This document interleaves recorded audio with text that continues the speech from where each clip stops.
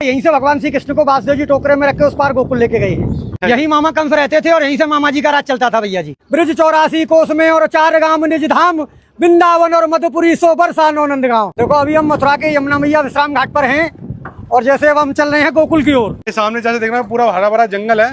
जंगल नहीं है ये, अच्छा, इसको बोलते हैं वृंदावन। वृंदावन, हाँ, ये भगवान श्री कृष्ण की गौचार भूमि है। भगवान गोकुल से गैया चराते हुए और ऐसे वृंदावन जाते थे भैया जी। देखो ये इधर दिखाइए, ये सामने है गोकुल गेट। जब भगवान को रात को 12 बजे वासुदेव जी टोकरे में रख के उस पार से इस पार गोकुल लेके आए हैं।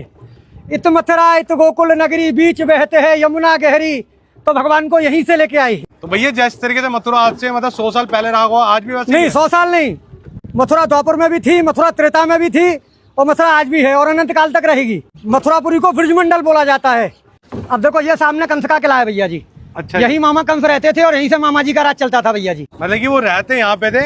हाँ। और जेल उन्होंने कहीं और बनाई। जेल 1 किलोमीटर है यहाँ से। जो भगवान श्री कृष्ण का जन्म हुआ, देवकी वासुदेव जी को कंस बंद कर रखता, वो 1 किलोमीटर है यहाँ से। और कंस का अखाड़ा यहाँ से 1.5 किलोमीटर है, जहाँ भगवान का कंस के साथ में युद्ध हुआ है। क्योंकि भगवान के साथ में कंस का जो शस्त्र युद्ध नहीं हुआ, मल्ल युद्ध हुआ। भगवान ने ब्रज में 4 चीज तो की नहीं। कभी पैर में पादुका नहीं पहनी भगवान ने।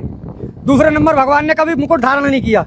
तीसरे नंबर भगवान ने कोई शस्त्र ग्रहण नहीं किया और भगवान ने कभी शरीर पर कपड़े नहीं पहने।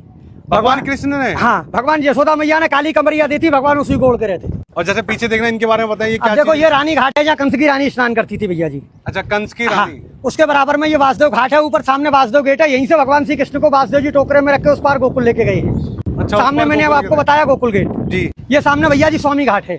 स्वामी घाट? हाँ, स्वामी घाट बोलते हैं इसको।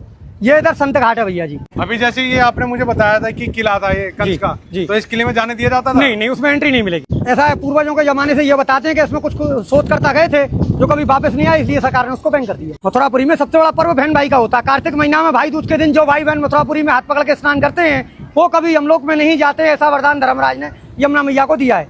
अच्छा, हाँ जी। तो सीधा स्वर्ग की प्राप्ति होती है उन्हें? हाँ जी, बैकुंठ।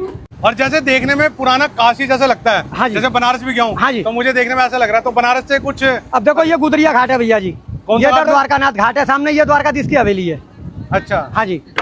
तो जैसे मैं पूछूं कि बनारस के जैसा लगता है, बनारस की कुछ मान्यता है यहाँ पे? नहीं, बनारस की तो जितने भी तीर्थ हैं 4 महीने सब ब्रज में निवास करते हैं भैया जी। सावन भादों क्वार कार्तिक।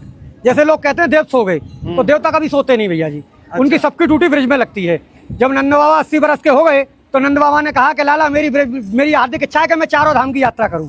अच्छा। तो भगवान ने कहा कि अब दादा अब बड़े बूढ़े हो गए, पहाड़ों पे जाएंगे, गिर पड़ेंगे, इसलिए सब तीर्थों को मैं ब्रज में ही बुला लेता हूँ। तो यहाँ आपको केदारनाथ, बद्रीनाथ, गंगोत्री, यमुनोत्री सब मिलेंगे पूरे ब्रज में।